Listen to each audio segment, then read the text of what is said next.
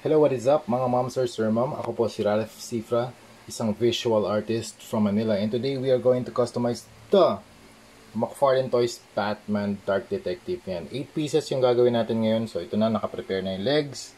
We have the mask na mga head sculpt.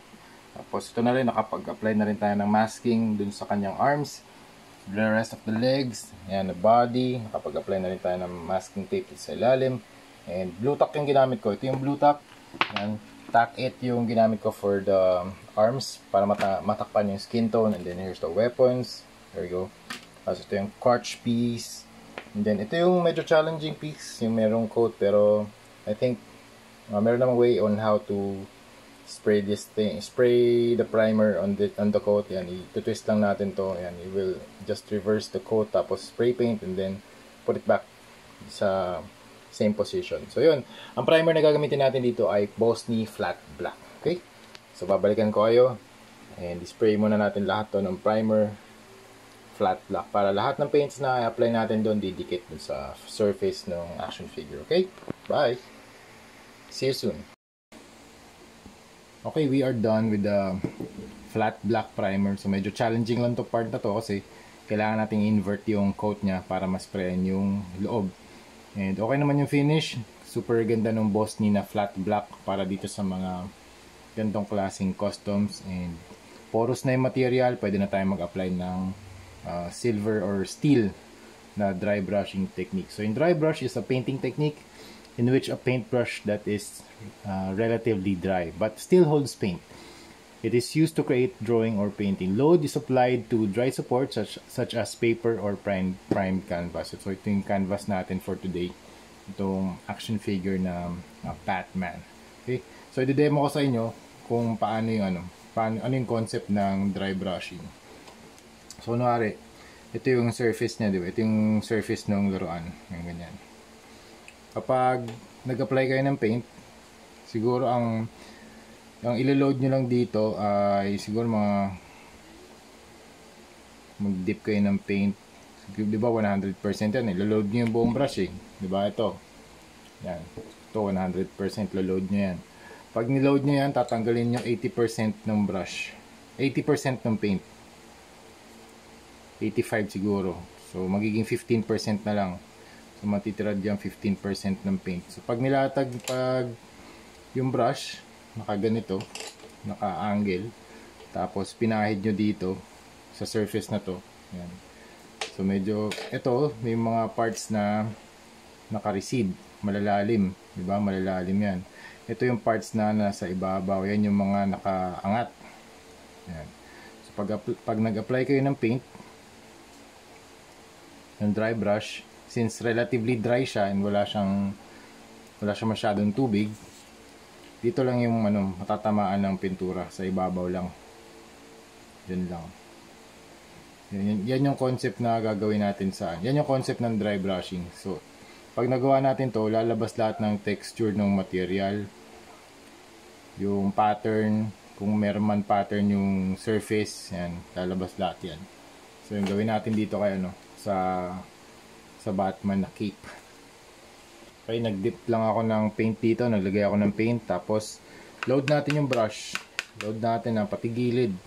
Kailangan natin i-load yung brush. Okay, pag na-load na, ayan, kailangan nyo ng porous material, any porous material para tanggalin yung most of the paint. Siguro, yan yung sinasabi ko kanina na kung 100% yung niload nyo, 85% tatanggalin nyo sa paper. O kaya sa cardboard, any porous material. Tapos, ito yung surface natin ngayon. Yan, yung cape niya. Zoom in konti para makita nyo. Yan. So, pwede, ang hagod nyo dito, pwedeng up, down, left, and right. Depende kung saan nyo gustong maglagyan siya ng weathering. So, yan, mag-start tayo. So, since ito yung mga nakaangat na pieces, nakita nyo yung ridge na yun. Ito, yung nasa ilalim ng kwelyo. Hindi na yan matatamaan. Yan, di ba?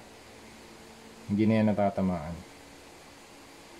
So, ang ginagawa ko, brush control, up, pababa, up and down, di ba? Pwede ring left and right, depende sa inyo. Kung gusto nyo magkaroon dito ng konting weathering, pwede naman. Circular motion, pwede rin. Yan o. Yan. So lahat ng nakaangat na areas tatamaan. Ayan, katulad yan. Nakikita yung drapery, nakikita yung folds. Ayan. Ayan. So nagkakaroon din siya ng, since silver yung ano natin dito, yung color, nagkakaroon siya ng extra sheen. Ayan. Kita yung lahat ng mga highlights. Ayan. Kung gusto nyo ang movement ng brush, up and down lang, okay lang, walang problema. So yun yung concept ng ng dry brushing. Yung level of yung level of difficulty niya, hindi naman masyado mataas. Tsaka yung learning curve niya, tingin ko mas mababa compared sa iba pang painting techniques. Yan. Ayan. Ito po yung iba kong mga dinry brush kagabi. Ayan. So lumabas yung texture ng pants. Ayan, So tuwan-tuwa ako sa proseso na to. Ito yung favorite part ko ng pagko-custom. Dry brushing talaga kasi lumalabas yung kanyang texture, yung pattern, mas nagiging realistic para sa akin. Nag-add siya ng level of weathering dun sa surface. Ayan. Dito din sa pouch. Pouches. Ayan. So yun muna yung lesson natin for today. Itutuloy ko na to. Ayan. Tapos proceed na tayo sa ibang steps. Okay? So yan, itong video na to kakat ko para makafocus tayo dun sa dry brushing na lesson. Tapos yung video na Batman Punisher, yan, tutuloy ko na. So ayan, end ko na yung video para meron tayong dry brushing na tutorial for 2024. Okay? So yun lang, thank you for watching. See you sa next video. Bye! Okay, next step naman na gagawin natin ay mag-a-apply tayo ng leather brown na wash dito sa muscles niya or sa skin tone, pati dito sa kanyang face. So ang ginawa natin dito, tinanggalan natin yung mask, yung blue tack tinanggalan natin, tapos yung exposed na parts niya, nag-apply na rin tayo ng Bosny Flat Clear. Okay? Para meron adhesion layer yung wash na gagawin natin. Kasi kung wala yun, yung leather brown na wash, dudulas lang siya. Okay, nag-prepare na rin ako ng Q-tips or cotton buds para ma-absorb yung paint na apply natin dito. Kapag sumobra sa wash, yan, kuwari ganyan.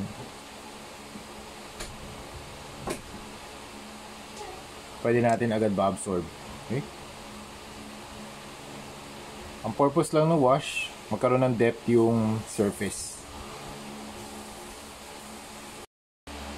Okay, next step, gamit naman tayo ng Hero Paints ulit, leather brown ulit, para sa kanina in-apply natin yung wash. Ngayon naman dito, base coat naman dito sa mga straps.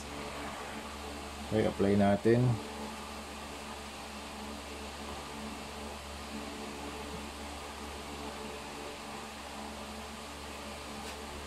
Mag-apply tayo ng 2 or I think 2 thin coats. Kasi pag isa lang yung coat natin, parang ang dark brown pa niya.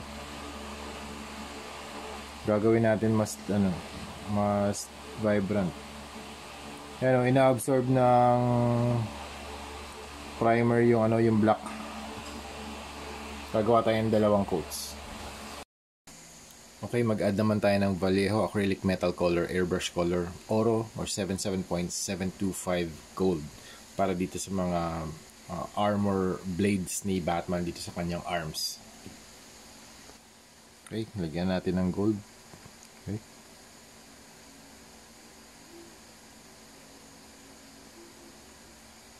Alright. Pati sa likod, lagyan din natin.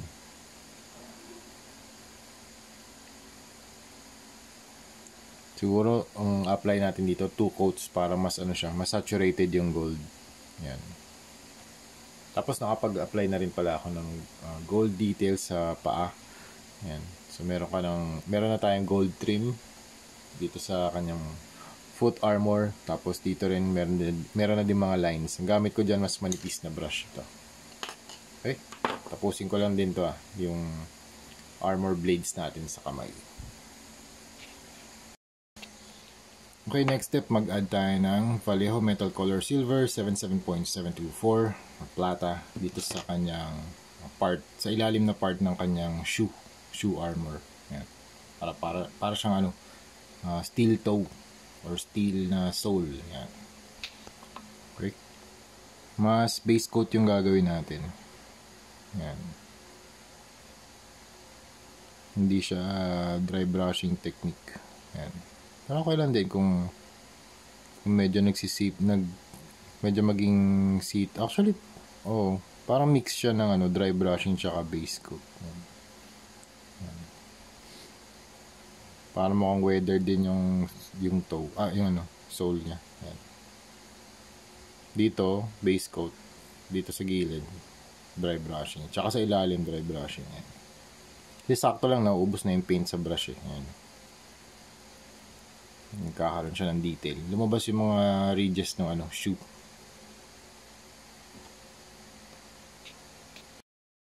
Okay, next step. Ito yung mixture ng mga paints natin. Ito yung mga paints na gagamitin natin for this mixture. Water-based primer PH 180 white from Armored Komodo. Hero Paints water-based acrylic ultra white, stronger coverage. And Hero Paints water-based acrylic primer matte white. Tsaka ito pa, high pigmented water-based acrylic ultra white naman. So minix ko to lahat para makapag-form ng gantong mixture. Meron din tong tubig para mas mag-flow yung pintura. Kasi pag walang tubig, napakalapot. Kailangan ito mag-flow. Gagawa tayo ng skeleton hand ng bones dito sa kanyang fist. Okay? So unahin natin yung knuckles. Ayan, knuckles na.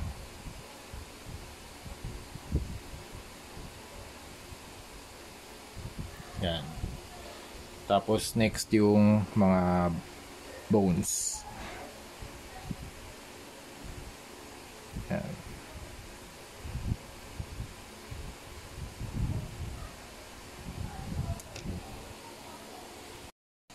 Using the same white na mixture, maglalagay naman tayo ng skull. So gawin natin yung base coat dito sa chest. Ayun, kaya ako naisip yung yung Batman Punisher dati na concept. Dahil dito sa kanyang chest, yan. Kasi dito sa chest armor, ito na yung parang shape ng skull niya yung pag ganyan. Yan. Skull ni Punisher, di ba? So dito yung eyes, yan, tapos dito yung nose, tapos dito yung mouth. Yan. Tapos dito, kung naubos na yung paint dun sa brush, pwede kayo mag-dry brush dito sa gilid. Yan. Pero pag loaded pa ng paint yung brush nyo, dito kayo sa gitna. Base coat tayo. Siguro mga ilang coats ba yung nagawa ko dito? 3 to 4 coats. Hanggang 5 pwede.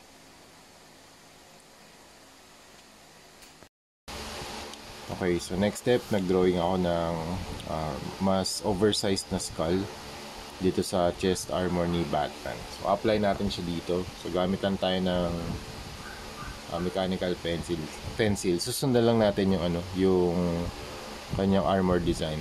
Pero based dito sa sa armor niya. Yan. Hindi pala pareho tong right side niya, tsaka dito sa left side. So, dito, meron siyang dalawang lines. 1 and 2. Tapos bago bumaba. Dito isa lang. So, ang gagawin natin, susundan pa rin natin to. Susundan natin tong gantong design. Kasi, yung previous, wala. So, start tayo sa middle. Tapos, lagyan natin ng eye na shape. Sundan lang natin yan. Tapos dito tataas, angat natin yung eyes para mas angular yung eye design. Okay? Tapos connect lang natin to dalawang dots. Okay, same lang dito sa left side. Ay, sa right side niya. Tapos dito yung nose. Mas naka-angular yung mga mata ni Batman. Tama, Batman Punisher. Pagising ko lang kasi mga ma'am sir, kaya ganito boses ko.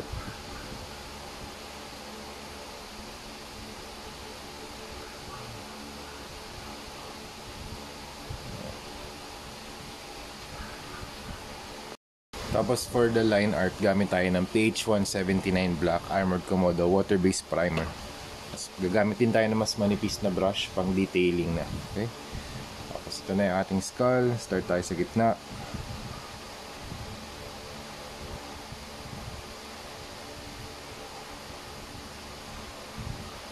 Yan. Sundan lang natin yung sketch na ginawa natin. Okay?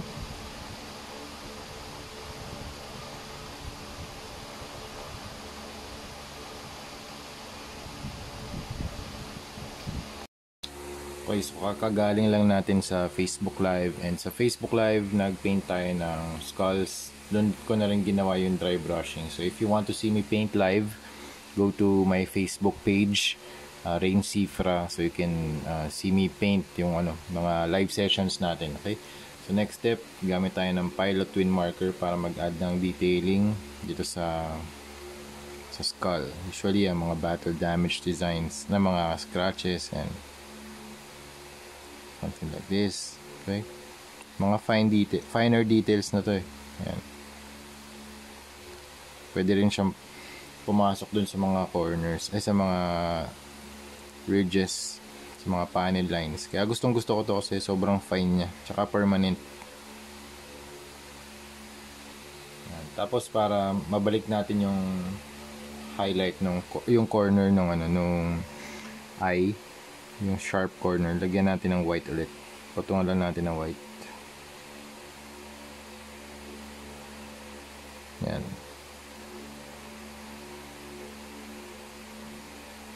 Yan, para mas sharp tingnan. Yan. Pwede rin tayo mag-add ng mga drips dito sa eyes niya.